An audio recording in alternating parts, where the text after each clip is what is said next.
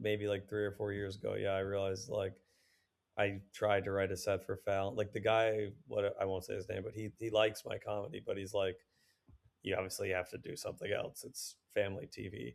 And I tried to come up with something. And I was like, I couldn't come up with something that I found funny still. And I was like, I'm just going to take a different path. That's fine. Because at the end of the day, if I don't find it funny, I don't really understand why I would say it into a microphone. I used to maybe say things I didn't find as funny, but now I like every joke I tell. I don't really even, yeah, I think it's just in the end, you want to feel good about what you do. That's really the victory, honestly.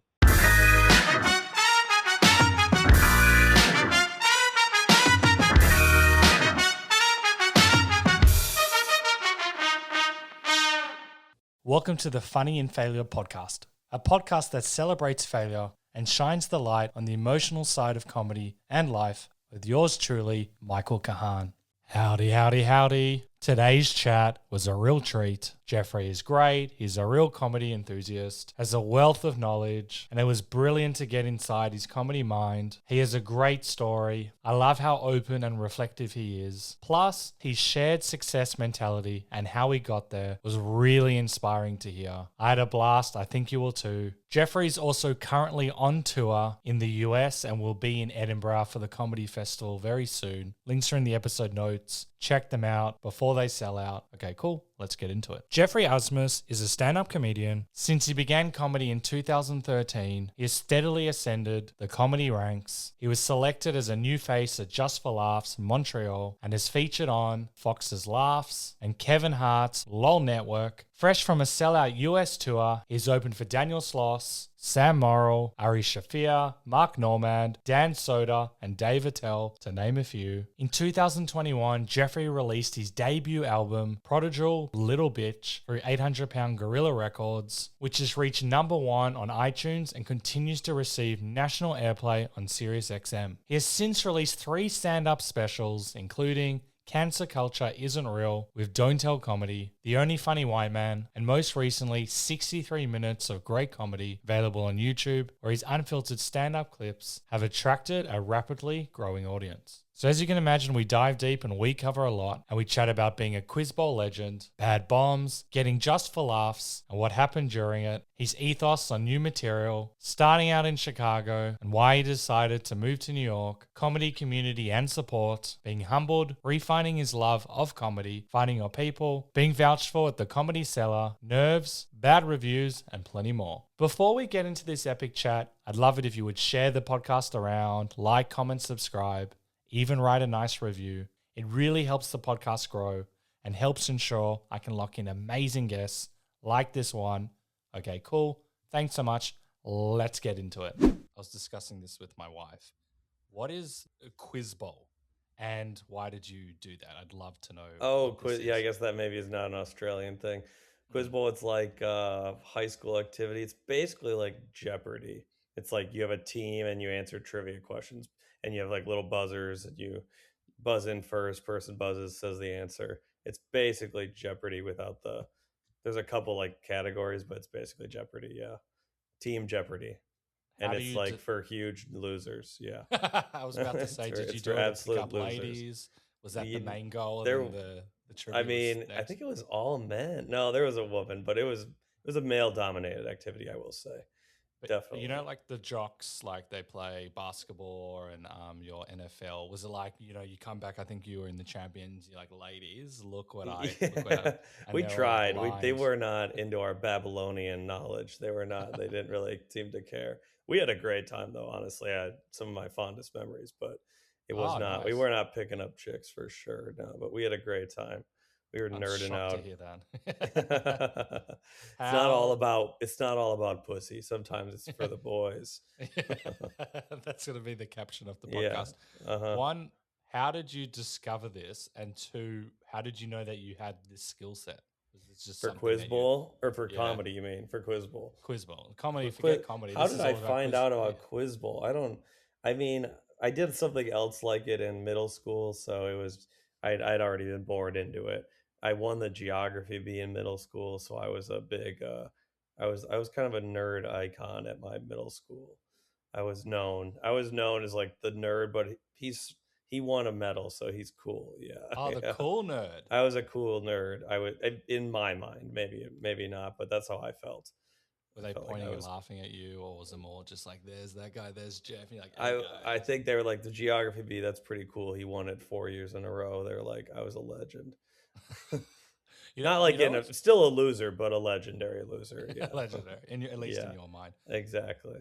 Did you ever think that these skills would translate to comedy? Because I think you've got a very famous bit on knowing all like capital cities and using your Right. geography Yeah, skills. I I would would have have never never have. guessed that. No, it did. The arcane trivial knowledge has turned into many of my jokes, honestly. But yeah, you would have. I would never known that when I was 14 years old. Absolutely not. I didn't even know what stand up comedy was when I was 14 or 15. I had no idea.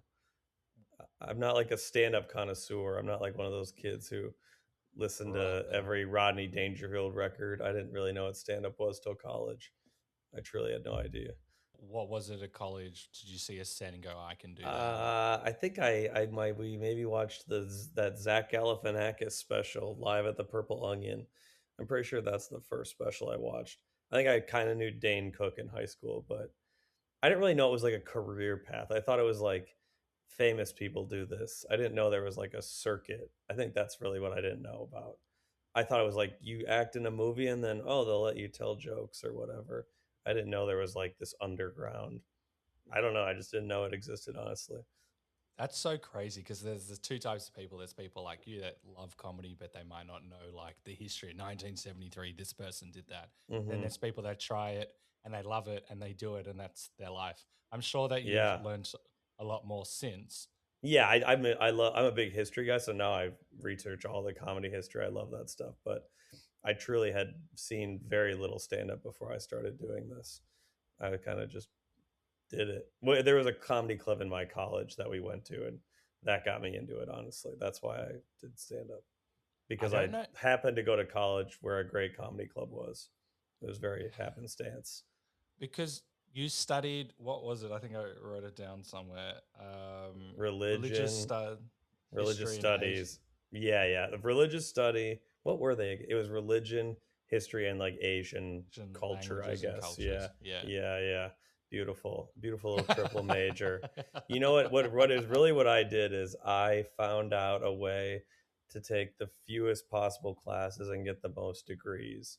Like certain classes would count for different degrees, and I found a way to game the system. Is honestly what I did. I found out if you took Arabic counted as three different continents of language because it's in Europe, That's Africa, and amazing. Asia. So it I gamed the system honestly. I know you speak about it like in your website and bio about being a certain amount of money in debt. What was the goal when you were studying this? Was it just for fun? Like I think you wanted to be a I don't professor, but even. what Yeah, I drew think you to this?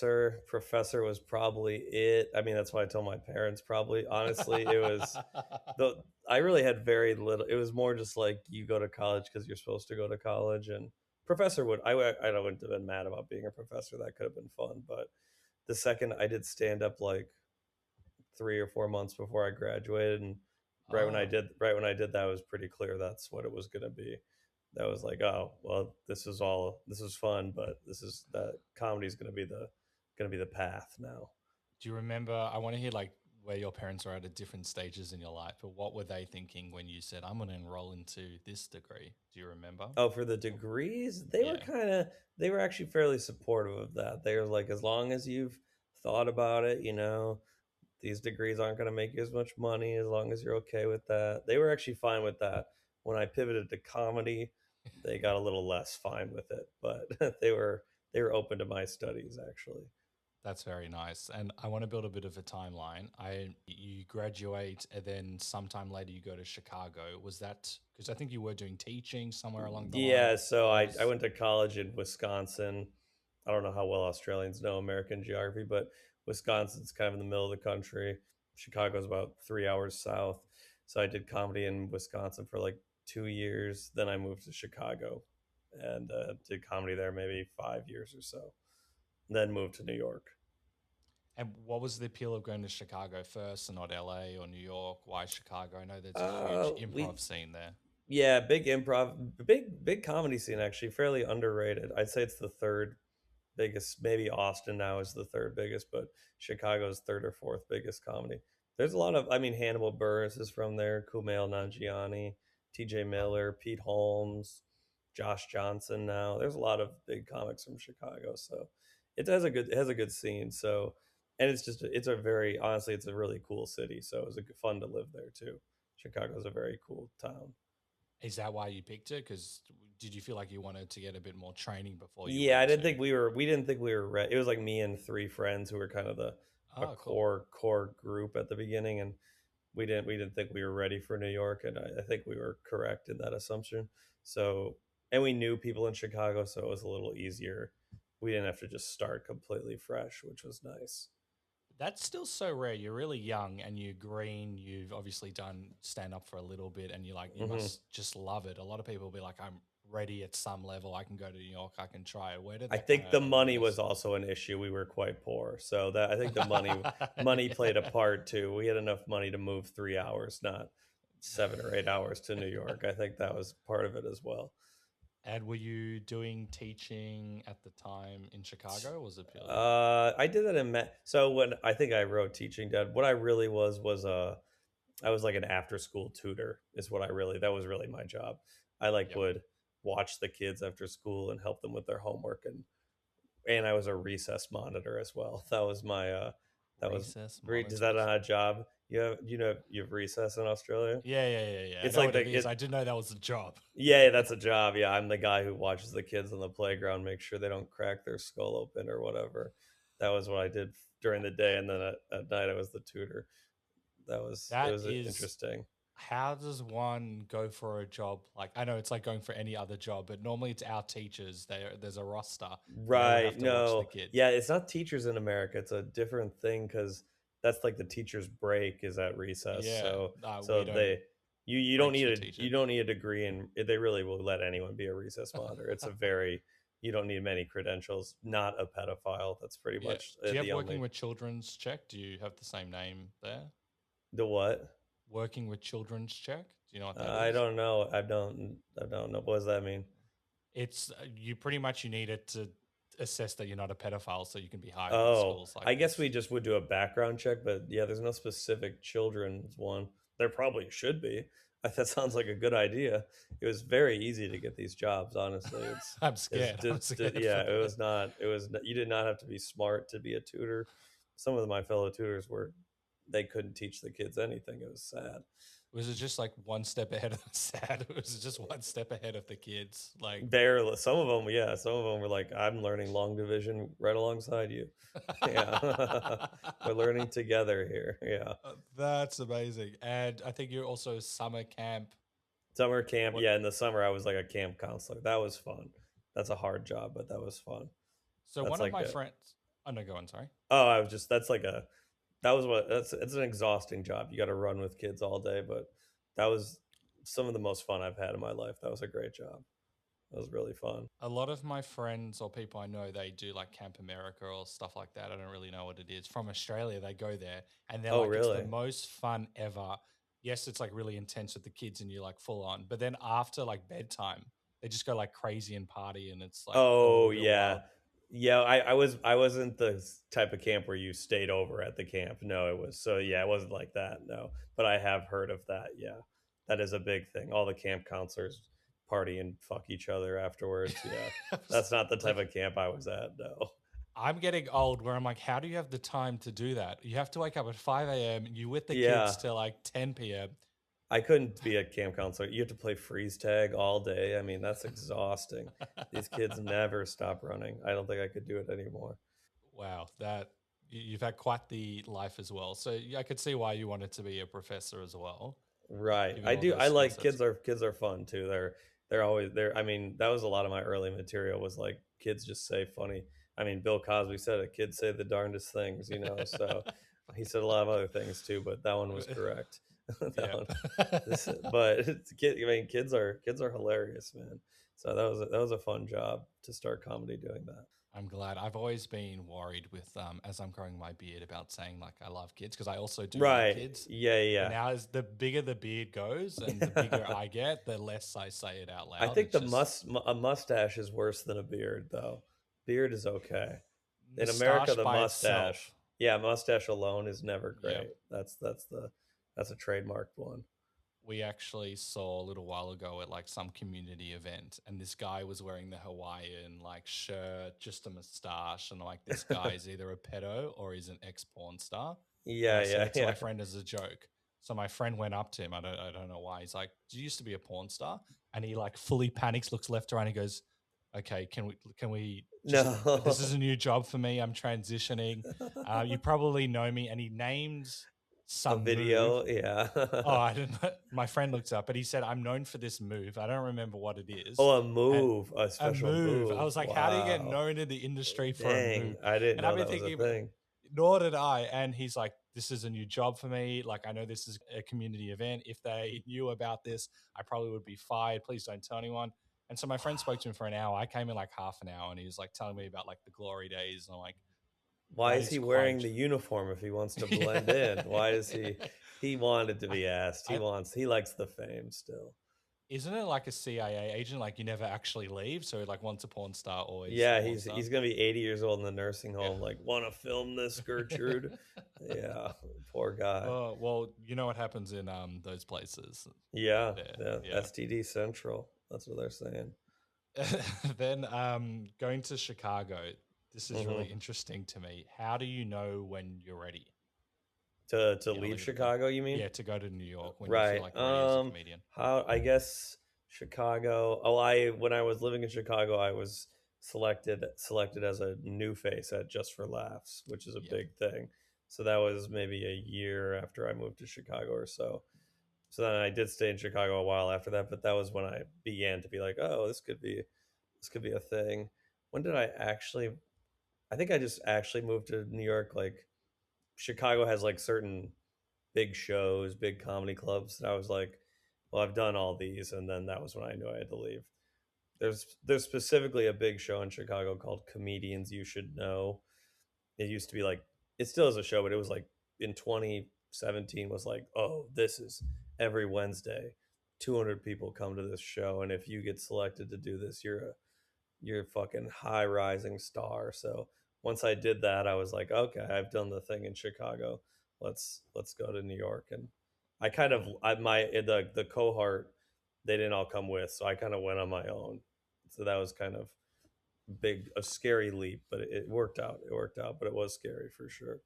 I'm sure, especially when you've gone in with your mates and you've made friends there as well. Yeah, exactly. Do you remember that moment when you got that opportunity and after the gig, was it like, I am a comedian or I am I the comedian? do. I mean, it was a big deal. Like the whole scene every week they would have like this comedian's making their debut at Comedians You Should Know, and like the whole scene would come out and like watch. It was actually a pretty special thing. It That's doesn't really awesome. happen. Stuff like that Yeah. doesn't really happen anymore. But so it was cool, and it went well. And I do remember being like, oh, okay, I've got something here. I've got something. And then Just for Laughs obviously was a big ego boost as well. So you learn in comedy it's not like one big break, it's a series of little breaks along the way. That's a very good, wise mindset as well. I want to talk for Just for Laughs in a second, but that's like Hmm. still pretty cool. It's very rare, especially in comedy. I know this was, you say, roughly 2000, 2015. With comedy, there's a lot of competition, there's Hmm. jealousy, people shit talk each other, all of that stuff like they do in other professions as well. Hmm. But it is so rare to be able to have everyone come together and support you. Yeah, it was. Yeah, I feel like social media and COVID kind of destroyed that. I don't know. There isn't like everyone's kind of doing their own thing, trying to get their own followers. Back, at least in Chicago, it used to. There was definitely cliques and stuff, but people did seem to watch out for each other and want each other to succeed. I think social media has kind of destroyed that a little bit. I love hearing that because you know in the Melbourne comedy scene at the start, everyone was apparently many years ago people try and stab you in the back, and then when you hit a Hmm. certain level, it's very Really? supportive, and people are like sharing jokes and like how can I make this joke better and stuff like that. You Yeah, still have I an environment. that's Yep, the best part of comedy is like me and my friends still write together every week. Like that's the best part is the community, honestly. I think that's amazing. the going at it your own can only take you so far. you need a crew, I think, at some point for sure. That's rare from a comedian because a lot of the times, I know you started with a cohort and your friends. A lot of the time, people are like, I have to do this by myself. I don't want to help anyone else. Have you always been that type of person where it's kind of like that shared success I think I mentality? had a moment where I was like, this is for me and me alone. And I think I kind of got humbled a little bit and realized that that's a lonely, it's lonely at the top. You're gonna want people with you. You don't want to do this alone. It's a lot of lonely nights in stand up. You don't, there's a lot of low moments. Just, it's tough to go at it alone. You want to be with people who've experienced the same things as you. So I think it's just, I think you'd be foolish to think it's just you on this path. I love that. And do you remember the moment, or was it a series of moments or touring, or was there anything that, was the Oh, catalyst? that humbled me, you mean? Yeah. Well, it's a little sad, but like when I was living in New York, one of my good friends who's a comedian unfortunately passed away from various things, and then because of that, I had what some would call a mental breakdown, and I'm good at had to, laughing. and I actually moved. I moved back to Chicago actually in right before COVID happened. Oh, smart. Serendipitously, it worked. I didn't know COVID was about to happen, but it worked out incredibly well. Take And credit then for it. I take credit. I saw I Yeah. felt an itch in my knee or something, and Yeah. I moved back like 2 months before COVID, and that was very humbling to go back to, basically going back in my career. And I think I have been a less egotistical person since. I think in New York I was kind of like, I'm the fucking man, and I think that humbled me a lot to lose a friend like that and to realize that like that's actually what matters is the friendships we make along the way, and not the individual success, while it is important, is not what you're going to remember at the end of the day. So it's sad I had to learn that lesson that way, but that is what it taught me. I think that's really cool, especially in such a terrible situation, if you want to call it that, or Hmm. event that you could, because you can go the other way. You can go back to Chicago. You can get more in your head. You can be like, fuck everyone. You don't want to get close to people. All of that stuff. I'm Right, sure there's right. probably elements of that as well. I Hmm. also heard, I don't know if this is the right timeline, but you also made some health um, changes as well. And that could have been like drinking less, exercising more. Did these Oh, things happen? I mean, I've definitely gone through periods of that. We went back to drinking for sure, but we've been, I go up and down with that. But actually, right now I'm on a health kick, so we'll see if that goes. But What's it involved in? comes. I'm trying. I'm on the creatine. I'm working out, trying not to drink as much because I mean it's tough not to drink alcohol as a comedian. There all It's the time. It's offered to it's you. it's offered you for free, and if you're on the road and you finish a show, there's really not much else to do a lot of the time. So it is tough to moderation. I don't want to be sober. I want to try to, moderation is my goal. And I'm doing okay recently. Oh, But nice. in Chicago, I don't know if Australians, the stereotype of Midwest in America, a lot of drinking. That's the area of the country that drinks the most, I would say. I didn't know that. We also have most of the audience is UK, Australia, and America. So Okay. hopefully, Yeah, Midwest is like Wisconsin, Minnesota, Illinois, Michigan. That's like the drinking part of the country. and we can go as deep as you want, or we can move along. After going through something as horrible as losing a friend, Hmm. what kind of helped you? Because you mentioned that you perhaps were at a low, or obviously at a low point. What helped? Was the time? Were there other things? Was it the Mm. humbling, Well, realizing there was some connection? I very randomly moved in with a group of three comedians who I kind of knew but didn't really know that well from Chicago, and we just ended up being very good. They're good friends of mine now, and that was a big help. I Nice. finally went to therapy, thank God. Did that for a little while, and just and honestly, I remembered why I loved stand up again, living in Chicago. So it got me back Ooh. into stand up, honestly, Could because New York is more very cutthroat and it is better, but like Chicago again, it does have a little bit of a community feel, and I enjoyed that. When you mean like going to New York, sometimes people have spoken about on this podcast, you can kind of lose focus while you're doing it because there's so much competition. You're just striving to get better, but you can forget the reasons why you did it as well. Was Hmm. going back, meeting, comedy enthusiasts, how did that like re-spark that love of comedy? Yeah, go yeah, because like New York, it's kind. I mean, it's great. You can do 10 sets a night, but at a point it becomes a little robotic, a little joyless. You're just clocking in, doing. I mean, it's fun, but it does you get Okay. lost in the mix a little bit. But yeah, in Chicago, it's a little slower. The shows are you value them more. You're only doing 2 shows a night. I'm going to put in more work, and I would like to live with friends who are more into like we'd write jokes together, do sketches, just very creative group of people, and that was inspiring to be around. That's the best. I also do screenwriting as well. When I'm with Hmm. just, people and you laugh at a joke together, doesn't it? Oh yeah. Obviously you want thousands of people to laugh, but when you can make your comedy mates laugh, that is the Oh greatest thing yeah. as well. Oh, it's amazing. Yeah, I love.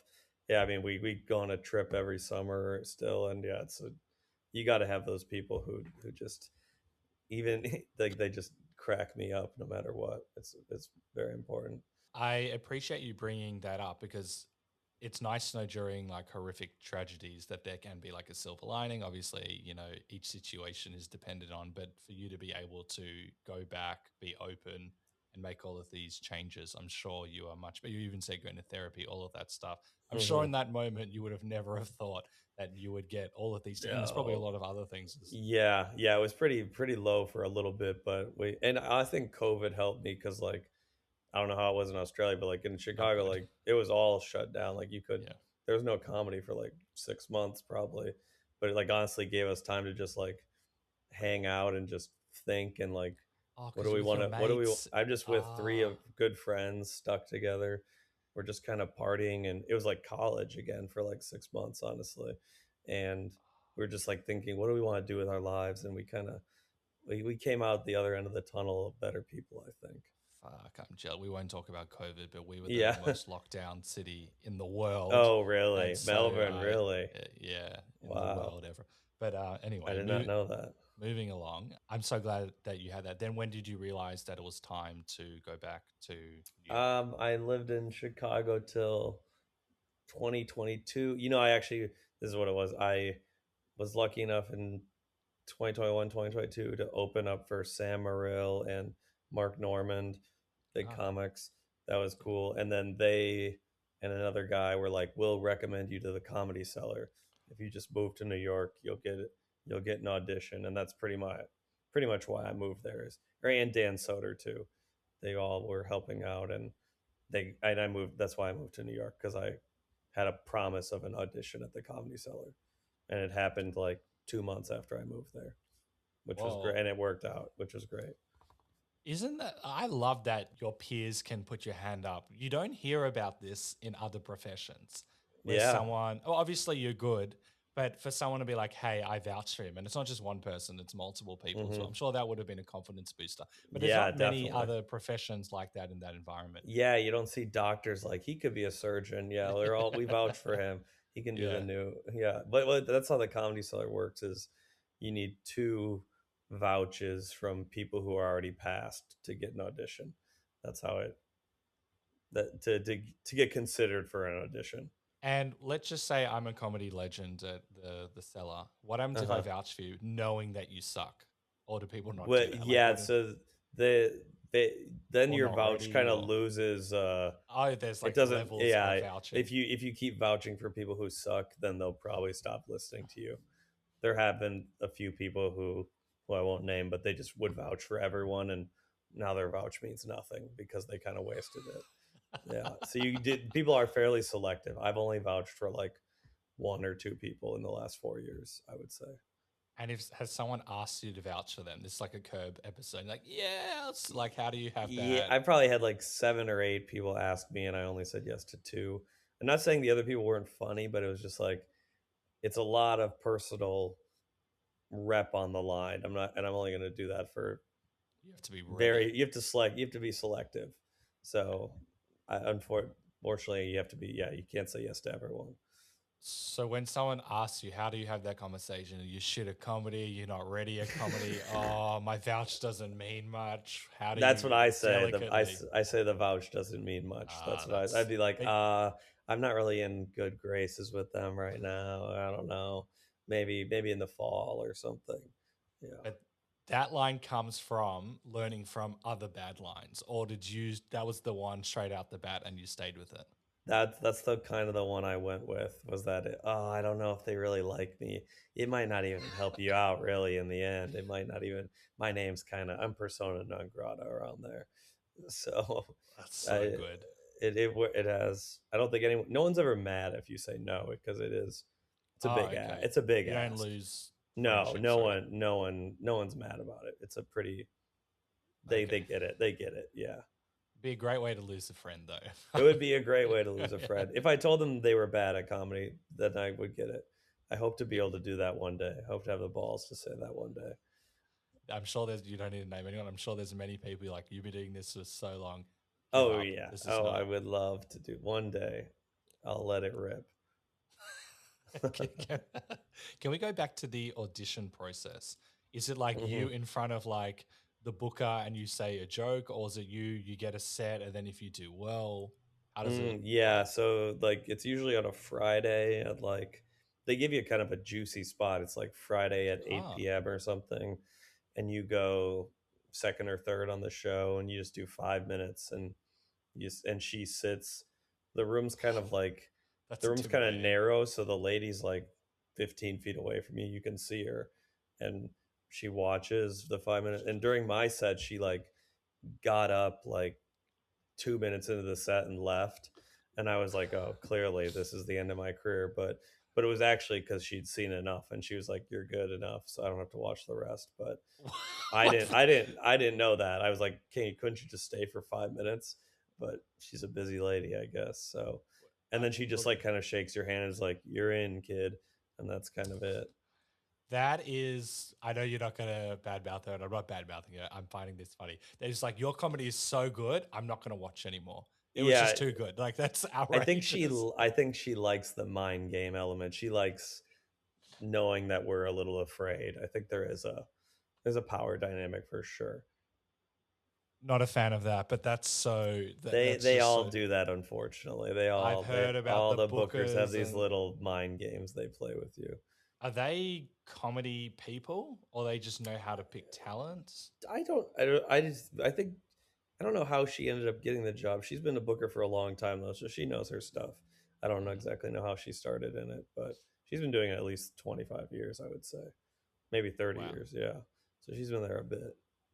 And in terms of nerves, when you see someone like that, this is another huge break. You see her Yeah. walk away. What is going through your mind in the I mean, situation? that whole day, I remember I went to Washington Square Park, a park in Manhattan, and I just laid on the ground and just listened to songs for like 5 hours because I was just so nervous.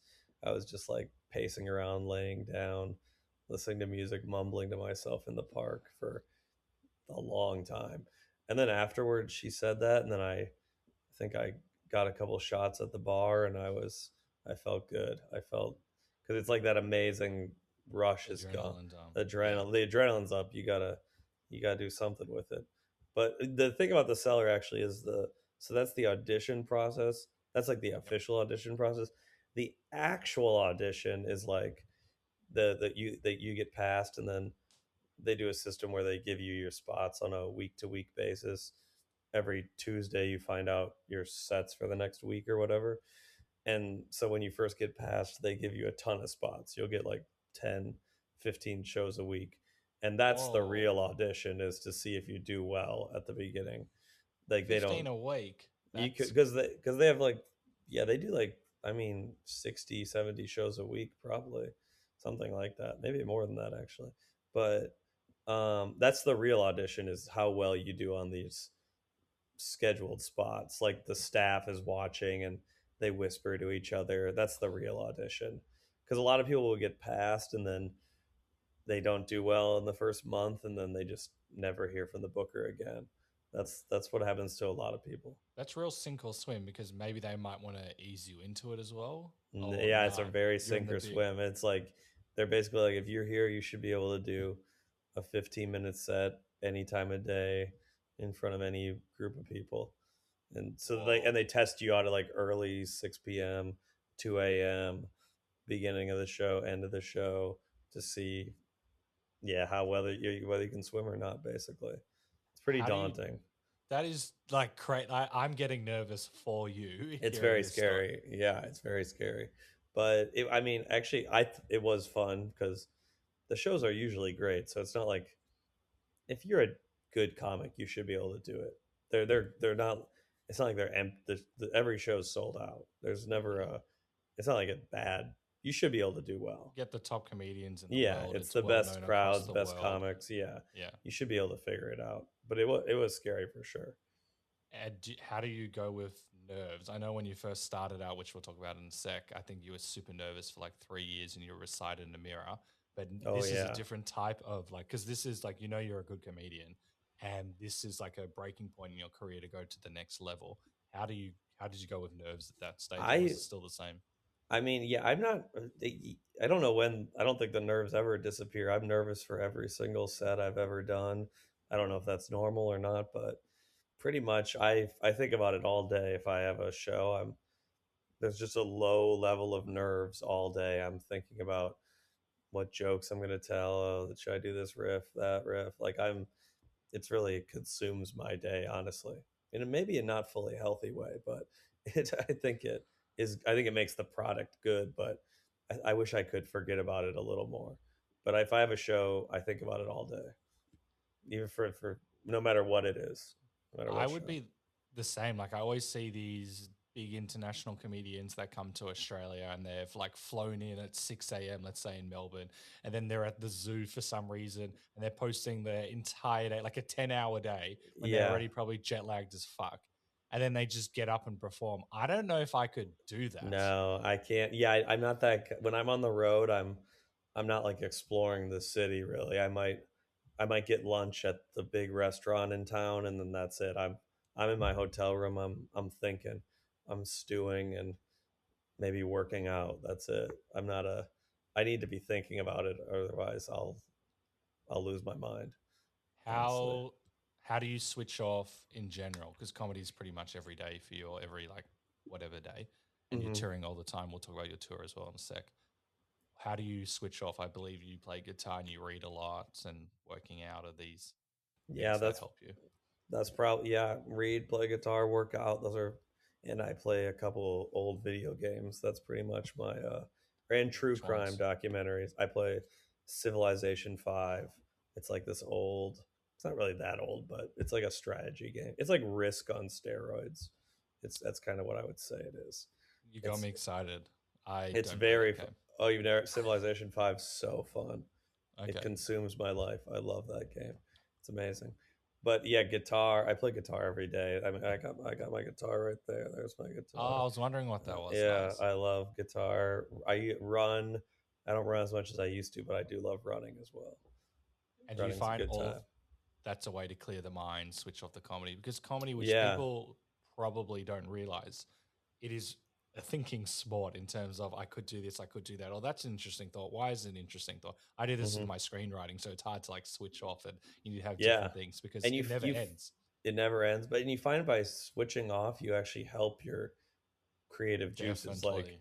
like your brain, like playing music is like very well studied to like make you more creative and stuff, like, and run. I When I'm running, I think of jokes all the time while I'm running. I'll Because you're just with your brain for what, 30-40 minutes. I think of jokes all the time while I'm running and think them over my head. Or reading, you can get ideas from reading a book. I mean, reading is huge. I don't If you're a comedian, you don't read, I don't really know what you're doing, honestly. It makes you a better writer. It increases your vocabulary. It helps your brain. Yeah, reading is huge, honestly. I agree, and I know you're a big fan of reading. I think like yesterday or the day before, you posted different books to read I and did. Yeah, I try screenshot to do it that for it. every month. Yeah, every month I post book recs. I I'm a think that's big great. reader. I think it's like working out for your brain, basically. I Yeah, don't. You should read every day. I don't know why people don't. It's I'm awesome. surprised you weren't a librarian, but I can see the That's a good professors. job. That'd be a good Yeah, job too. I respect that. my grandmother was a librarian, Oh yeah, that's a great job. and she Love let that. us know every single time I saw her, and I've seen her. Well, she's not alive anymore, but I had seen her a lot. Uh-huh. I saw her Yeah. every day. Like, yes, I get it. You're a librarian. And She's she always wanted proud to of give me it. she She's really proud was. of It it. I was love like the that. only profession, and I'd met like 2 other librarians. The pride of being a librarian, I was like, that is pretty cool. Not many people have. It wasn't arrogance. It was like a Mhm. genuine, like, I'm helping It's like people a type. it's like a very hard thing to get, I think. You have to like get a specific degree, and I think they go through a lot of work to get that When job actually. she did it, like, I don't know, 80, 70 years ago, it Oh yeah, was it's like not a too hard. tough. Or it's No, it was hard. so hard. It was like Really? I Yeah. did a commerce degree in Melbourne at like the top 2 uni. I just say that. I don't say that to Mhm. boast. I know I say I don't want to boast, but that comes across boast. But anyway, and this is meant to be one of the hardest degrees or one of the most well recognized degrees. What she did was 10 times harder than what I had to do. She Really? talks Yeah, about yeah. all like she also she was like had a family as well, but hers was like 3 times the length and all of Really? these different things she had to learn. I'm like, what the hell are they Right. Well, they making me also do had that? the actual Dewey Decimal System back then too and stuff. Like they actually had the cards to look through to get the Yeah. books and Oh, it would everything. have been so much Yeah. harder. Yeah, that's She great. had to study all these things that weren't even relevant. They're like, well, if you can study these different degrees, it was like your triple degree on That's steroids. But awesome. I love that. and oh, we're going back to switching off as well. When you're Mhm. talking about games, I got so excited. I've recently got back into Nintendo 64 games, and no one else I mean, plays I them. love the N64. That was the original one I Yep, grew up on. Yeah, that was Super Smash Brothers, Mario Kart, yep. Yoshi Golf, Mario Yoshi Tennis. Golf. You put that in your the third thing that you thought of. That's the or no, is it Yoshi Golf or Kirby Golf? It's Kirby Golf. I'm wrong. It Either was Kirby way, Golf. that should not be in the top 5 or That's I 10. loved that That game. comes out of your Kirby's the ball. It was a great game.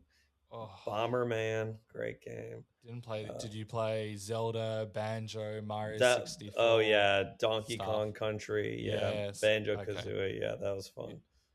Mario Super the like this 3D Mario, that was a huge game. The three. Yeah, the Mario Where 64. he That's yeah, amazing. was it Mario 64? Yeah, Yeah, yeah, yeah. that game blew your mind because it had always It was, been side to side and now he's 3D. That was and it was awesome. like it wasn't just linear, like you go left to right. Yeah, But exactly. Yeah, it was yeah. like that blew your. It's crazy looking back. It looks horrible, but like I still like it, when but I was maybe 8 because years it's old, I was like, this will nothing will ever top this. They'll never do better. I've never revealed this before, and I'm sorry for sharing too much, but one of my life goals, I've written like 10 scripts. I want the podcast to grow. I want to create my own shows. An equal goal of mine is to reboot Banjo Kazooie and be like the writer on it. And I've never said it out loud. Wow, I'm gonna do it here. they've never brought that game back. Yeah, I wonder They brought why. it back on Xbox. Oh, And I don't know if really? you know about this. I'll keep it for the 5 people that are interested in this. They turned it into like a kart game, not a Banjo Oh, Kazooie game. like a Crash Team Racing type thing. Not quite. It's like you could create your own car and you couldn't be Banjo or Kazooie and do all the fighting and stuff. And it was like the dumbest thing I've ever heard of in my life. And Yeah, you can go damn. online and people will let you know. But They threw away that IP. I That's a know, waste. damn Microsoft.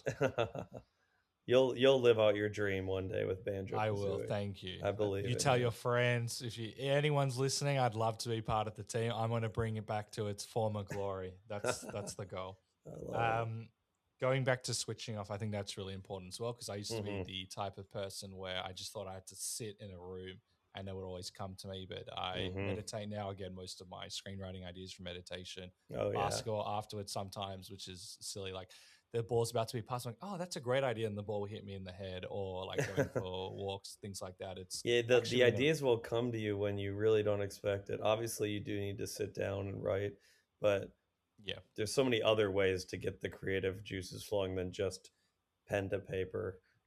That I agree. there's a lot more to it than that.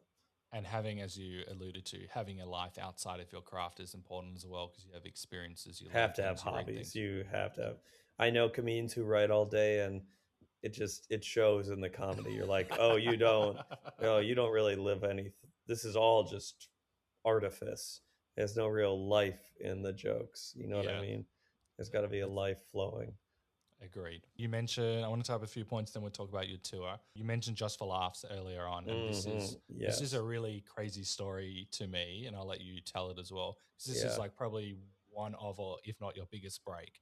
and then it just hmm sounds like it was an absolute disaster It once you get was. there. It was brutal. It was in 2016. Even if you ask people about Just for Laughs, they'll tell you like, "Oh, 2016." That's like the year they messed it up. They like messed it all up. The new faces, which I got very randomly. I didn't apply for it. I had like a video go kind of viral on Reddit in 2015 that was like Hilarious. a set of mine that went viral, and they found me from that basically. And I was maybe not, I probably needed another year to do it. I wasn't fully ready, but I was good, but I wasn't maybe polished enough to do it. But Yep. they did this, they have a big showcase for all the new faces. It was in this theater, and for whatever reason the show started an hour late, and That's always a good start. I have no idea why. No, I don't remember Oh, why. And like it was half full. There was no one sitting in the first 10 rows, and halfway through the show all the industry left because there was like a roast battle at midnight, and because the show started so late. So I went early, so the industry was still there, but a lot of the people, everyone was gone by the time they went on stage.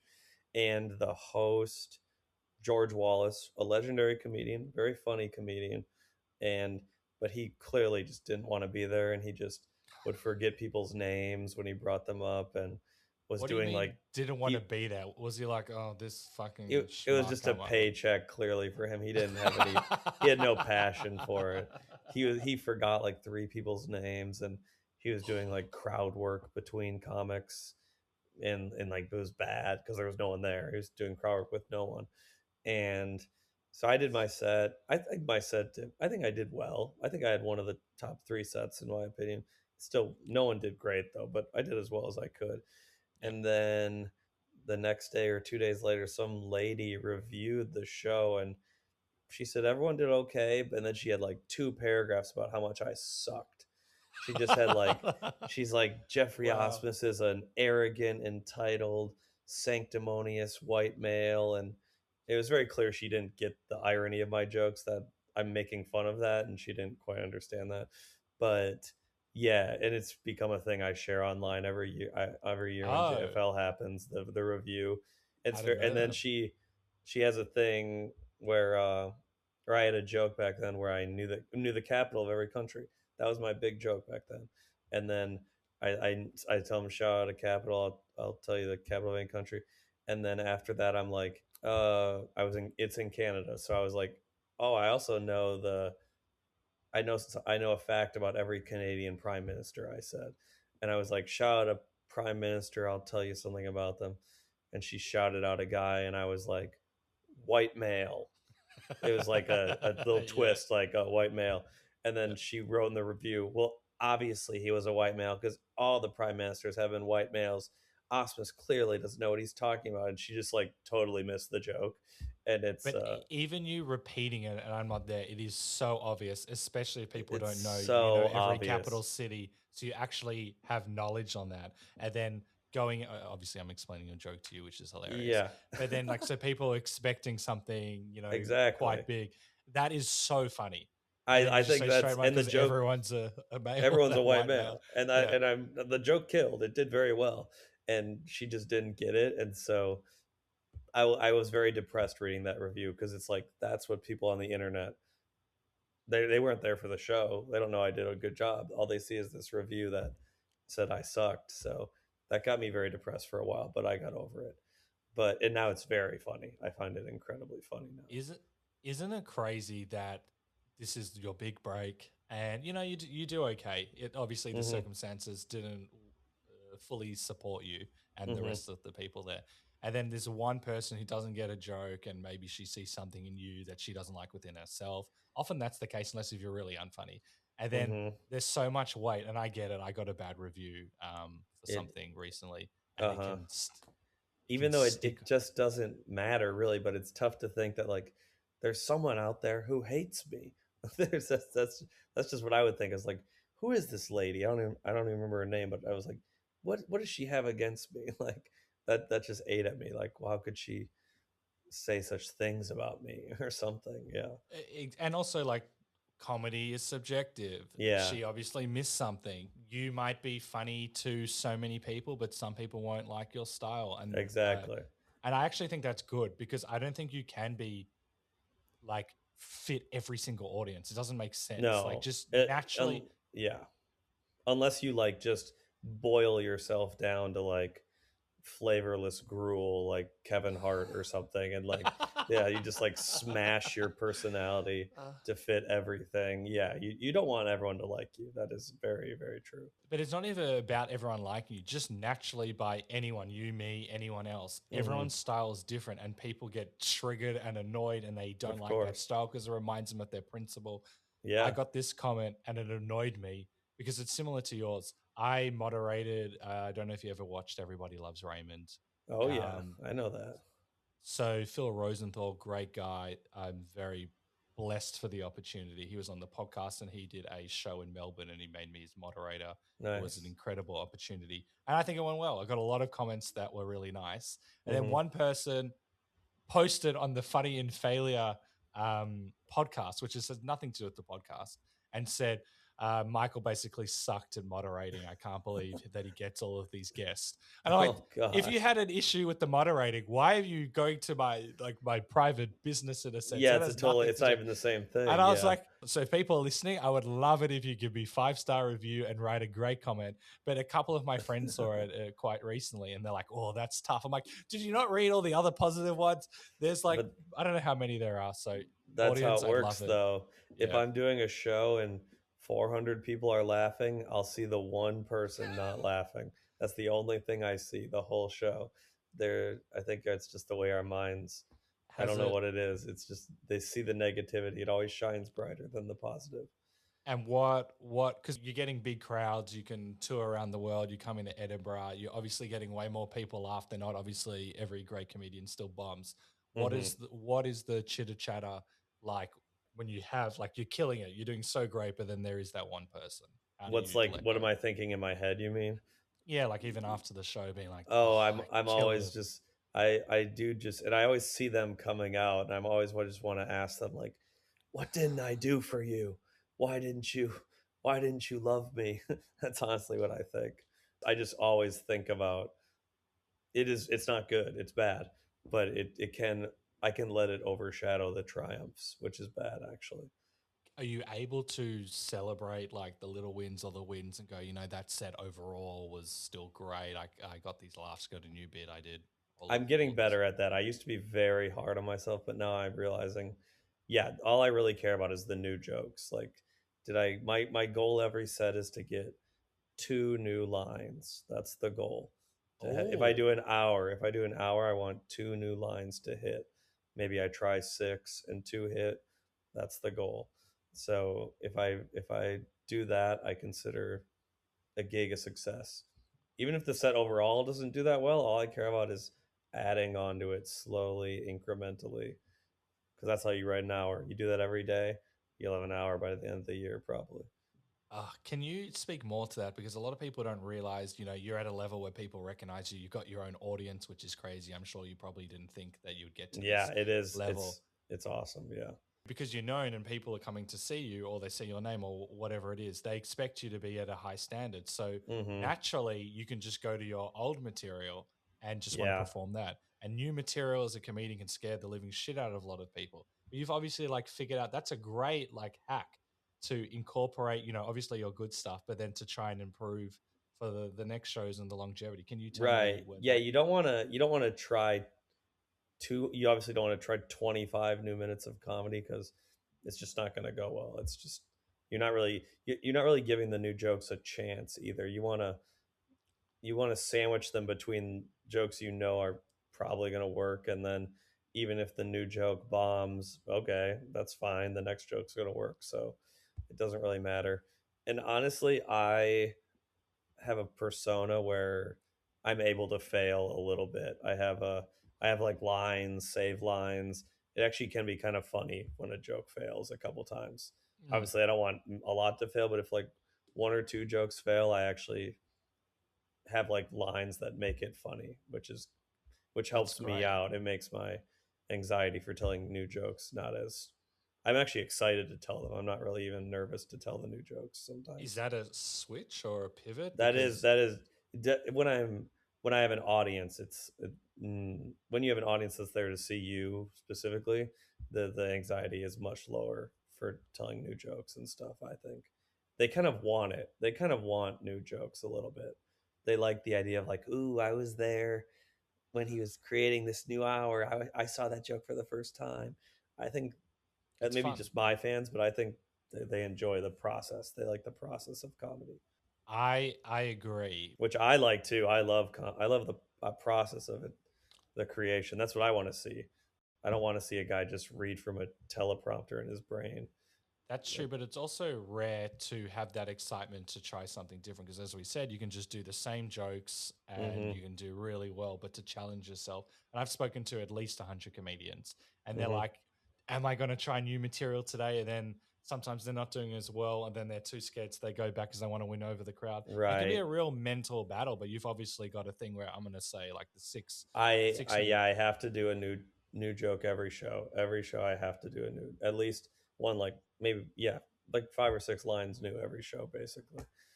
That That is such a unique take. I love I that. really that's my favorite part of comedy is the new jokes. It's I think someone when I first started comedy, the manager at the comedy club where I started, he was like, it's easier to write a new joke than fix an old joke.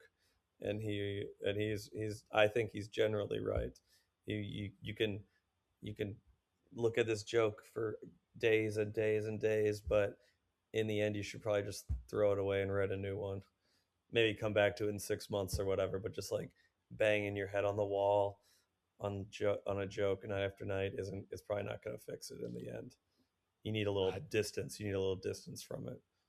I love that advice and I love that you're applying it because to me, that's terrifying when you hit a different level because a lot of people don't realize, as we said, there's different like stages in comedy and you kind of want to Hmm. maintain, whereas you are of the longevity mindset and wanting to Yes, improve. I think in the end, I think there's little um, detours people do take that maybe help them in the short term, but it's a long game, and I just want to slowly get better. I think that's the in the end going to win out. Very rare, as I said. And I also want to talk about like your view of success has changed in a sense, and that ties in exactly to what Hmm. you're talking about. I think one of your goals was you used to want to be on Conan. Conan doesn't exist anymore. So then you Wow, tried to yeah, get on. yeah. I mean, You Conan was that was the of the late night shows. I feel like that was the most artistically cool, at least in my opinion. That he let you be weird. So I mean, Conan was the goat. I think the ones now are a little boring to me. Yeah, I don't watch them, Yeah, but it's kind I've of seen a dull. bit of yeah. And then this to me, because people viewed success as like you get on Carson and you've made Hmm. it, and that's the number one goal. And now, obviously, there's a lot of other talk shows, there's other comedy avenues, so it's not necessarily if you're on that show you've made it or you haven't made it. And Hmm. I think fill in the gaps here that you wanted to get on Fallon and you tried to. I think the booker didn't like some of your stuff because it's a bit too edgy or you're swearing or Yeah, whatever it is. And then you tried to like dilute it and then still didn't like it. And then you tried to dilute it. And then you came up with a new philosophy where essentially I'm not going to do something just to please someone else. And that's not yeah. really, I maybe like 3 or 4 years ago. Yeah, I realized like I tried to write a set for Fallon. Like the guy, what I won't say his name, but he likes my comedy, but he's like, you obviously have to do something else. It's family TV. And I tried to come up with something. And I was like, I couldn't come up with something that I found funny still. And I was like, I'm just going to take a different path. That's fine. Because at the end of the day, if I don't find it funny, I don't really understand why I would say it into a microphone. I used to maybe say things I didn't find as funny, but now I like every joke I tell. I don't really even yeah. I think it's just in the end you want to feel good about what you do. That's really the victory, honestly. that's so cool. Most people are not like that. They'll do the thing because the carrot's being dangled or they're like, Yeah, well, I need this. It's good on the resume. I don't care. Like that's I pretty I profound. think maybe like 20, 30 years ago, I might have bent to it because there were fewer alleys to go through. But now, because of social media, for good or bad, the gatekeepers are pretty much gone. You can just bring it to the people. You can Mm. I post my videos, and if people like it, I get followers, and if they don't, I don't. So it's kind of a, it's not like seven guys deciding who gets on TV anymore. It's we all have our own TV in our hands. There's no real reason to change who you are if you believe in yourself, honestly. Amazing. And you also mentioned that a weight had been lifted off your shoulders when you decided you weren't going to chase avenues like that as well. Yeah, and the thing I've learned recently is that I don't really chase those things anymore. Last 3 years or so, but if you're making art that's good and you're succeeding, they will come to you in the end. Like I have, yeah, well, some things we'll see, but they do come to you in the end. So I think it's, again, it's a long con. You could you could sell yourself out and do jokes you don't find funny to go on the Fallon, or you could spend 5 years doing what you love, and then a much bigger fish will come. So I think It's a that's rare outlook. I know I said it before. Not everyone's wired like that. They want the carrot, the thing that's I going to bring get them it. I instant get it. success. I chased that, but I realized it was not my cup of tea. Not for me. A man of comedy integrity. That We is try. that We is try. awesome. Not always. Some days I want to cheat, but we try not to. As you said, the long con. Long game, yeah. And in terms of you are doing a whole bunch of Edinburgh shows and you're also Hmm. touring around America, they are Yes. in the episode notes below so people can check it out. How are you feeling for your show in Edinburgh? I'm very excited. I'm nervous, but I am excited. I mean, it's 23 shows in 25 days. Like, that's a lot. That's a daunting task, and yeah. I mean, because it's also my first Fringe. I did one Oh, show it's your last year. first. I did Oh, okay, one okay. show last Yeah. year, but not like the whole run, just one show. So it's my first time doing the run. So I'm really just nervous about people coming, if people are going to come out or not. That's my main worry. I think if people come, we'll have a great time. I'm People I like the will. hour I'm touring. I think it'll vibe, especially in Europe, because it's mostly making fun of America, and I think that's kind of a I think that's a pretty easy target these days. So Yeah. I'm excited to, and like every day try a new thing, work on. I have 23 shows to try new jokes and stuff. Like that's going to be exciting. Amazing. And Edinburgh is the biggest comedy festival in the world. I It's assume most of amazing. Yeah, America's got something as well. Melbourne's number two, I think, isn't it? I think so, but I don't know if America's got like some like one that we don't know about. Maybe we have How like can we? maybe the Netflix Fest or JFL, but Yeah. Melbourne's up there. Yeah. Would you do Melbourne? I want to, is it like Fringe, that it's a month long, or is it like a week long? No, it's a month. It's a month too, but you can pick and choose when you go, I'm sure. It's within like it's March to April or something like that. Oh, okay, okay. Yeah, I want to do that. I got to go to Australia one day. I think with I've been hearing it's a good time. we can talk off air if this interests you, but I think like with big name acts internationally, they basically fund it as well. So Really? which is that doesn't happen in Edinburgh, Okay. and Yeah. only for a select few. So Yeah, something yeah, to okay. yeah They want you to come. It's kind of like yeah. they're dangling a carrot for you. I That's think great. they Yeah. a few of the ones I spoke to because I reckon I've probably had at least 20 or maybe 30 that have like been handpicked or maybe the agents or whatever helped, and then I've done way more that have gone to Edinburgh, but it's Mhm. different. Yeah. It's No. amazing. Yeah, it In sounds so Melbourne. I've heard Melbourne's like the artistic city of Australia, right? It's everything. It's the sporting capital. It's the artistic. We got everything. We've got every Really? sporting event. We've It's got not every Sydney. It's not no. Sydney's nothing. Everyone talks about Sydney. In Melbourne, we get all the art stuff. I guess Uh-huh. Sydney does as well. We get the Formula One. I don't care about. We get the tennis, the Australian Open. Don't really Oh, care yeah. about. We're Uh-huh. getting like crowds of like on average probably 65,000 people to our football game. Then we've got Wow. every other sport, and then the arts is great here as Wow. well. Yeah, So and it's on the coast too, Southern Australia. It's like a beautiful yeah, place, isn't it? yes, it depends where you are, but Yeah, yes, in Sydney's general, in yeah, general. yeah, I love it. It's been most livable city in the world like for every year for years. Really? So Yeah, I got it. yeah, Yeah, okay, 2027. I hope, well, yeah, 2027, 2028. I got to get there. okay, you heard We'll it here, hope everyone. so. And in terms of touring life of Edinburgh, you've been working on this show for a while. How do you still have fun and play? Or is it more like the little nuggets of whether it's like speaking to the crowd or new material? What keeps you sane during a massive run like this? Right. Well, with Edinburgh, I've been trying to write like some European centric jokes, so that's fun. I don't want it just to be. I like to add new jokes wherever I am based on the city, so that's always a fun thing for me. And and I mean, like, yeah, I'm gonna try one new joke a day. That's my goal. One new joke every show. So we'll see how that goes, but that's my plan. You'll do great. And I we hope so. we put it in the episode notes. Do you remember the dates by any chance? If I not, think I'll it say is it at the start. August 5th to August 30th, but I have like 2 days off. I can't remember. 17th and 24th, I'm off. Need a break Amazing. for my sanity. Yeah, yeah, people That's a that live in lot. Melbourne. What helps? I know you said like during when you've got a show, you're thinking about it all day. When you're doing a tour like that, what will help with like switching off there or maybe meeting other comics? Yeah, And definitely. Yeah, I have some friends there I'm going to hang out with for sure. Mike Rice, if you know who Mike Rice is. John Marco, I believe, will be there. John Marco Cerezi, big in America. I actually haven't looked at the lineup, but there'll be a couple other people I know. So Daniel Sloss will be there. I know Daniel, so he's I'll hang out with huge him. Yeah, he's in great. Australia. Definitely huge in Australia. Yeah, Yeah, yeah. So, and I'm gonna try to go to a show every day too. So I want to really soak in the other performers. So I'm really going to try not to drink a lot. That's a big one because I know isn't I could fall into that. A Sloss a big drinker? Good luck He'll with. put him back. He'll put him back. Yeah, yeah. So I gotta. Every once in a while, it's okay to drink, but I don't want that to be the month of I'm just drinking every. That's not what I'm there for.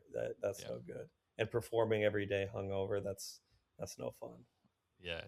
I did like improv classes, and if I was like hungover at an improv class, I'm like I can't think what's going on. It It's so really hard. is no good. It's no good. I like to get high on stage, but being hungover or drunk does not make you funnier. No, at least That's not tough. me. Not me. Uh, Hilarious. I want to just tie up a few things before we wrap Hmm. up. Now that you've asked like the success and failure questions, now that you've achieved high levels of success and recognition, what scares you now that didn't scare you maybe 4 or 5 years ago? Wow.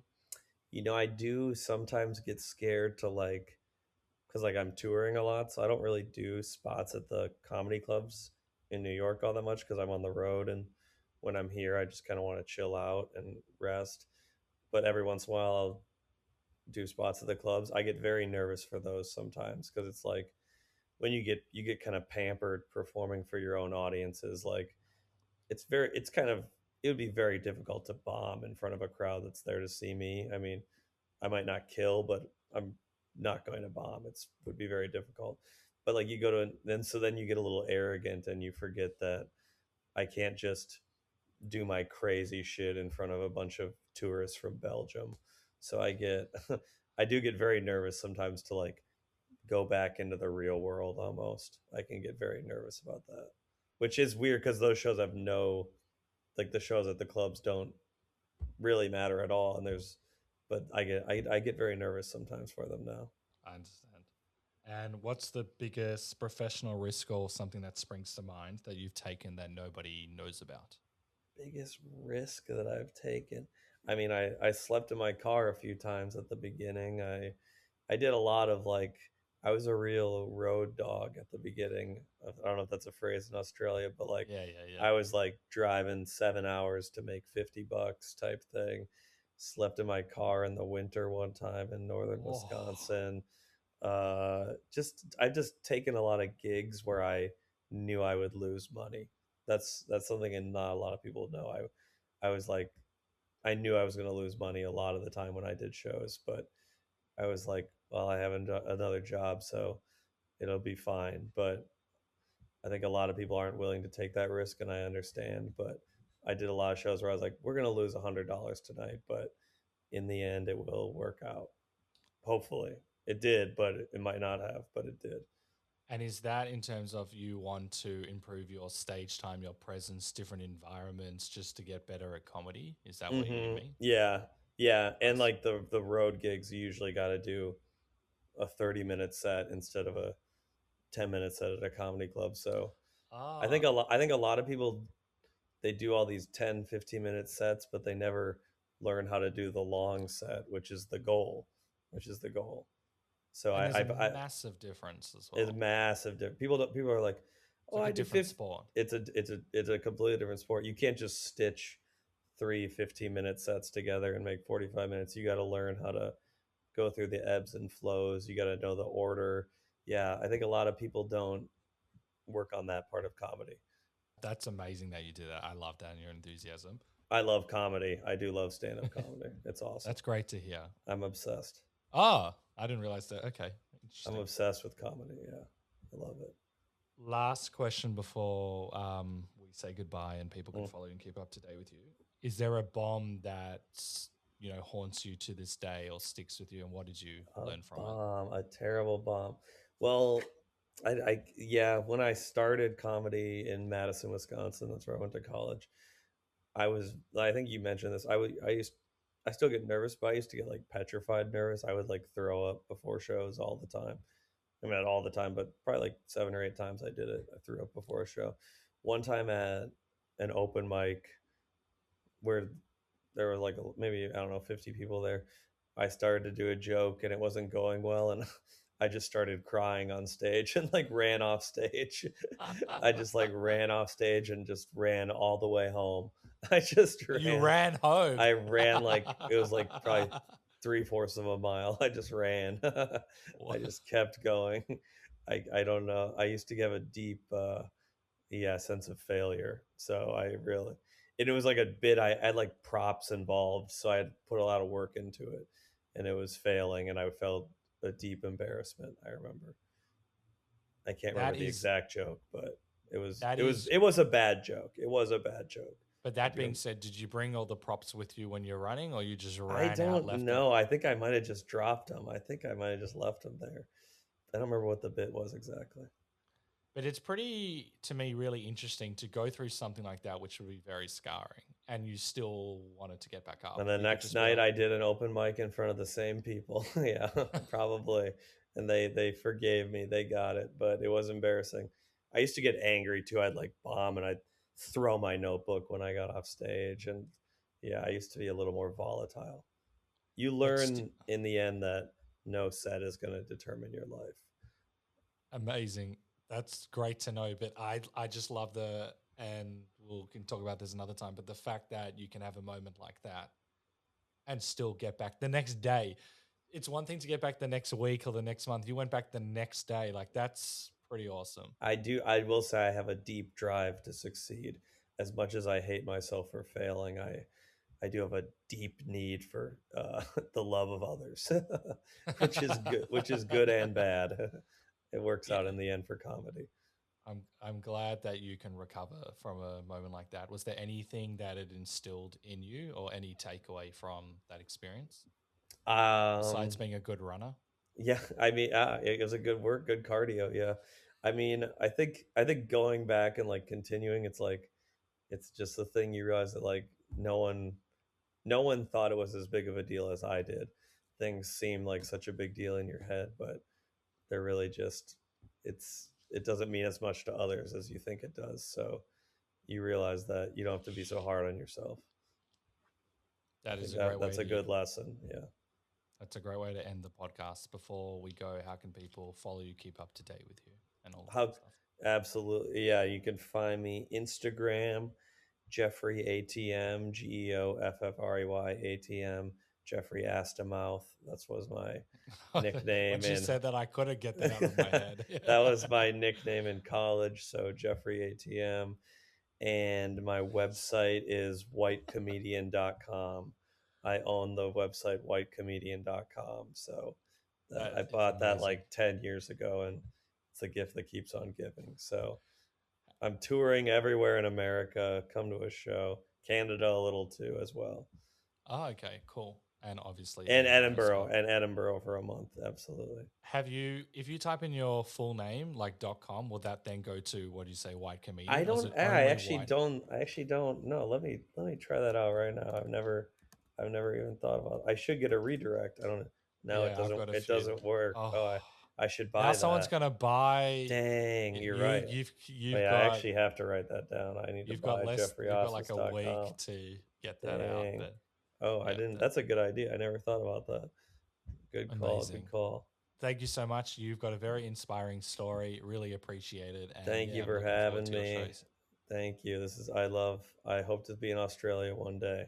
Hope to see you. I love Geoffrey's long term mindset. So often we chase success as quickly as possible. We want the recognition, the opportunities, and the validation as soon as we can get it. But Geoffrey has a different perspective. If you truly love what you do, you're not trying to win as fast as possible. You're trying to build a career you can still be excited about decades from now. Success isn't just about getting there. It's about creating something you can sustain for the long haul. Instead of rushing to New York, Geoffrey spent years in Chicago, sharpening his craft, building the skills and confidence that would serve him for the rest of his career. And when the opportunities came along that tempted him to change who he was, like writing jokes to fit the expectations of late night bookers so he could get on one of the late night shows, he chose authenticity over approval. Today, he'd rather tell jokes that genuinely make him laugh rather than write jokes simply to earn someone else's validation. That's a powerful reminder that lasting success comes from becoming better at what you do, not better at pleasing everyone else. Geoffrey also reminds us that success isn't something we're meant to experience alone. We often think reaching the goal will make us happy, but Geoffrey points out that without people to share it with, those moments can feel surprisingly empty. The people in our lives don't just make success more enjoyable, they give it meaning. Geoffrey's story is a reminder that there's no shortcut to a fulfilling life. Invest in your craft, stay true to yourself, play the long game, and don't forget to bring people you love along with the journey. Because success is so much richer when you have someone else to celebrate it with. So I'll leave you with this epic quote. Shared joy is a double a joy. Shared sorrow is half a sorrow. Swedish proverb. Thank you for listening to the Funny and Failure podcast, exploring the deeper side of comedy and life.